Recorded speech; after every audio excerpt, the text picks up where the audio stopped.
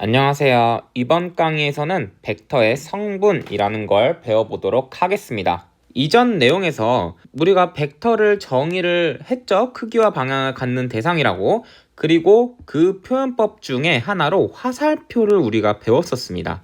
이렇게 화살표를 그리면은 길이가 크기가 되고 각도가 방향이 된다는 걸 제가 얘기를 드렸죠. 그런데 화살표 말고 벡터를 표현하는 방법이 하나가 더 있습니다. 그게 바로 벡터의 성분이라는 거고, 이제 익숙한 단어로는 좌표로 표현이라고 외우시면 됩니다. 벡터를 우리가 알고 있는 좌표 1,2, 4,5 이런 애들로 우리가 표현을 해보겠다라는 거예요. 구체적으로 설명을 해볼게요. 이 좌표 평면에다가 벡터를 하나 그릴 거예요. 화살표 하나 표시할 건데 이렇게 표시를 해볼게요. 좌표 평면 어딘가에 있는 얘를 표시를 하고 이름은 A 벡터라고 해봅시다. A 벡터고 크기는 5예요. 5. 이 화살표의 길이가 5라고 해볼게요. 그 다음에 이제 각도를 정해줘야 되니까 여기와 여기 길이 B가 4, 3이라고 해봅시다. 즉 삼각비가 3대 4대 5인 애죠. 3대 4대 5인 이런 벡터가 있다라고 해볼게요. 시점을 다른 어딘가에 찍고 여기에 길이가 5고 똑같이 3대 4대 5인 벡터를 그리잖아요. 그럼 이 두 벡터는 똑같다라는 걸 여러분이 눈치채셔야 됩니다. 벡터와 같다라는 의미는 시점은 달라도 크기와 방향만 같으면 되는 거라고 얘기를 했습니다. 그쵸? 그럼 똑같이 방향 크기 똑같은 얘도 그렇고요. 이쯤에 그린 얘도 그렇고 얘도 다 똑같은 벡터란 얘기예요. 그 중에서 시점이 원점인 벡터도 우리가 생각을 해볼 수 있을 겁니다. 똑같은 방향과 크기를 갖고 시점이 원점인, 제대로 그려보면은 여기 시점, 그 다음에 이렇게 얘도 이름은 A 벡터고 크기는 5가 될 겁니다. 그리고 삼각비가 여전히 3대 4대 5인데 시점을 원점으로 했으니까 이 종점의 위치, 좌표를 매겨줄 수가 있습니다. 4,3이겠죠? 그럼 이 벡터와 이 검은색 벡터와 이 파란색 벡터는 같은 벡터예요. 여기서 생각을 해본 겁니다. A 벡터를 그냥 4,3이라고 하는 건 어떨까? 라고 생각을 해본 거예요. 이래도 되나요? 그래도 됩니다. 왜냐면 어차피 모든 벡터, 똑같은 모든 벡터, 지금 그려져 있는 이 4개의 벡터는 다 똑같죠? 이 모든 벡터는 일단 시점을 원점으로 갖는 하나의 벡터로 다시 그릴 수가 있습니다. 이런 벡터는요? 이런 벡터도 당연히 시점을 원점으로 하는 똑같은 벡터를 그릴 수가 있죠. 그 시점을 원점으로 했을 때 종점의 좌표를 이 벡터의 이름으로 매기면 모든 사람들이 알아볼 수 있습니다. 자, 지금부터 내가 B 벡터를 정의를 할 건데 B 벡터는 1,2라는 이름을 가지고 있어. 이거는 시점을 원점으로 갖고 종점의 좌표가 1,2인 이 벡터를 의미한다라는 걸 모든 사람이 알 수가 있습니다. 오직 하나만 존재하거든요. 1,2라는 이름을 가진 벡터는. 그래서 좌표를 이용하면은 벡터를 표현을 할 수 있겠구나라는 생각을 한 거예요. 이 좌표가 벡터를 표현한 거에 맞다면 이 좌표를 보고 크기와 방향을 우리가 매길 수 있어야겠죠. 크기와 방향. 자, 크기는 어떻게 되죠? 크기는 화살표의 길이라고 했는데 이 화살표의 길이는 이 길이 5가 안 주어져 있어도 좌표가 4, 3이니까 여러분 점과 점 사이의 거리 구한 거 있죠? 원점과의 거리를 구하면 됩니다. 그러면 피타고라스 정리에 의해서 5가 나오겠네요. 방향은요? 여기를 세타라고 했을 때 탄젠트 세타가 4분의 3이 됨을 알 수가 있습니다. 그럼 이거 역삼각함수 취해가지고 세타 값 구해주면 될 것 같네요. 이거를 조금 더 일반화한 내용을 여기다가 적어볼게요. 어떤 벡터가 주어져도 이 벡터는 시점을 원점으로 갖는 똑같은 벡터를 그릴 수가 있어요. 그 벡터의 이름을 A 벡터라고 하고 이때 처음에 주어진 이 벡터, 이 형광색으로 된 벡터의 이름은 뭐냐? 걔는 시점을 원점으로 맞췄을 때 이 벡터의 종점의 좌표, 만약 AX, AY라고 한다면 이 벡터의 이름은 AX, AY로 붙여줄 수가 있는 겁니다. 그러면 이 형광색으로 그려진 이 벡터와 요 검은색 벡터는 똑같죠. 그러니까 이 형광색 벡터의 이름도 ax, ay가 되는 거예요. 여기에 있는 애도 ax, ay가 되는 거예요. 왜냐면 셋 다 똑같은 벡터일 거니까요. 이 좌표를 이용해서 벡터를 표현한 게 맞다면 이 좌표만 보고도 크기와 방향을 알 수가 있어야 합니다. 크기는요, 점과 점 사이 거리 공식을 이용한 ax제곱 더하기 ay제곱의 루트를 씌운 값이고요.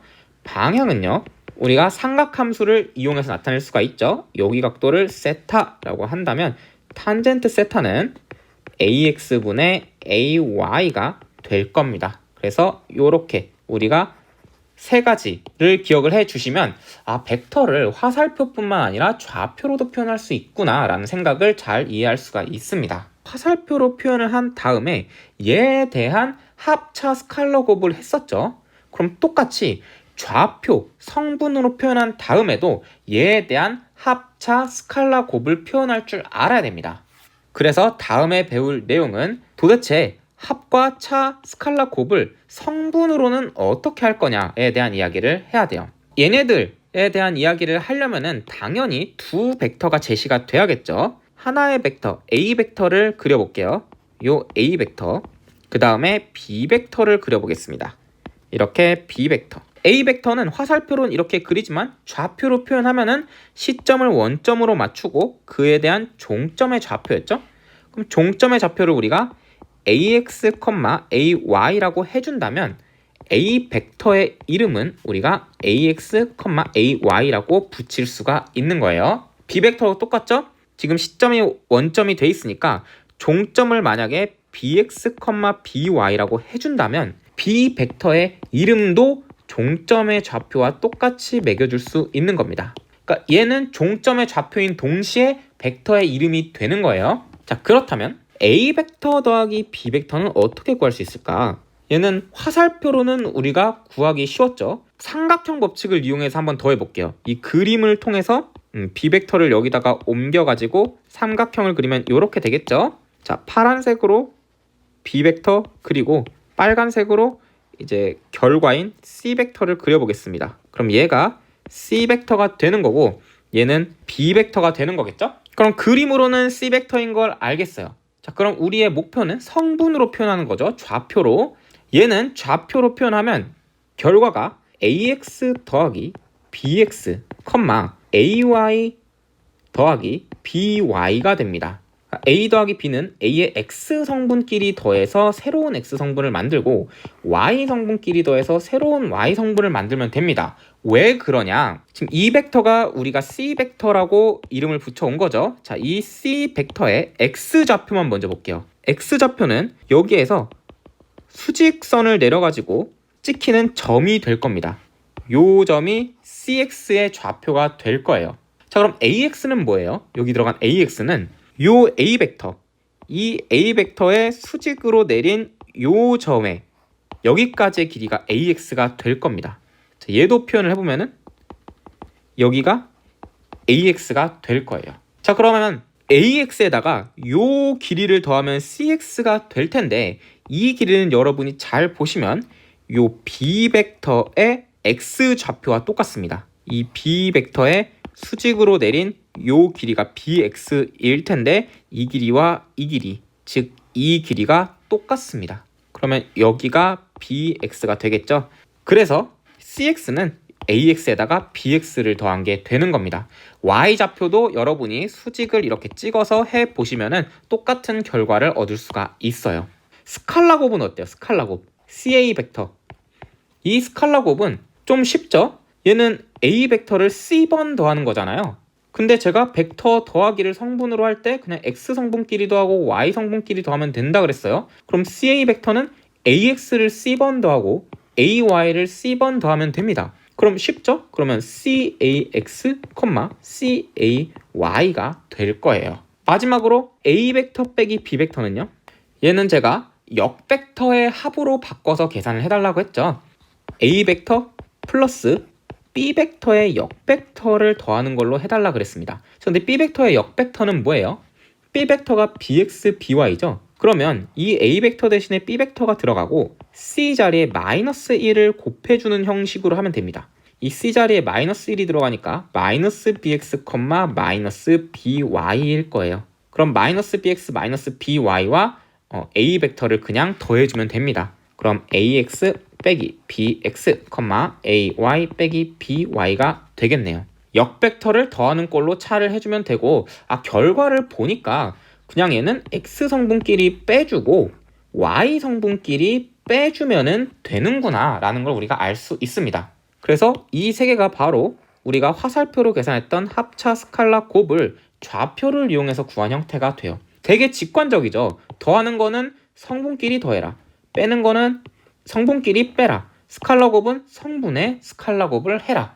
되게 직관적이기 때문에 이거는 암기도 쉽고 이해도 여러분이 쉽습니다. 그럼 지금까지 여러분이 배운 건 벡터의 정의를 했고 그걸 표현하는 방법 중에 화살표 그리고 좌표 이렇게 배운 겁니다. 그럼 화살표로 합차 스칼라 곱 어떻게 할 거야? 그 다음에 좌표로 그럼 합차 스칼라 곱 어떻게 할 거야를 여러분들이 정리를 딱 해주시면 지금까지 배운 내용을 여러분이 다 정리를 했다라고 생각을 할 수가 있습니다. 이제 한 가지 얘기만 좀 더 하고 끝내면은, 여러분 벡터의 성분은요 3차원에서 굉장히 강력한 힘을 발휘합니다. 지금은 이제 2차원 성분으로 여러분이 그렸죠. 근데 3차원도 그냥 여기에 AZ 그리고 여기에 BZ 해가지고 Z 성분을 매겨준 다음에 하면 똑같습니다. 화살표도 그냥 공간에 화살표를 그려주면 돼요. 근데 여러분이 화살표 표현법만 익혔을 때 문제가 벡터를 더할 때 삼각형 법칙이나 평행사변형 법칙을 써야 되거든요. 근데 이게 만약 3차원이라면 여러분이 3차원 공간 안에서 평행사변형을 그려내야 돼요. 근데 그 과정이 굉장히 까다롭습니다. 공간에서 삼각형을 그리고 하는 작업들이 그림 실력도 좀 필요하고 그 다음 알아보기도 좀 힘듭니다. 하지만 성분의 경우에는 그냥 X 성분도 하고 Y 성분도 하고 Z 성분을 더하는 거기 때문에 매우 효율적으로 벡터를 다룰 수 있는 수단이 돼요. 그래서 이 성분은 2차원에서도 강력하지만 3차원에서 특히 강력하다라는 거를 여러분이 추가로 알아두시면 될 것 같습니다. 그럼 저는 다음 강의에서 또 다른 내용을 가지고 찾아뵙도록 하겠습니다. 감사합니다.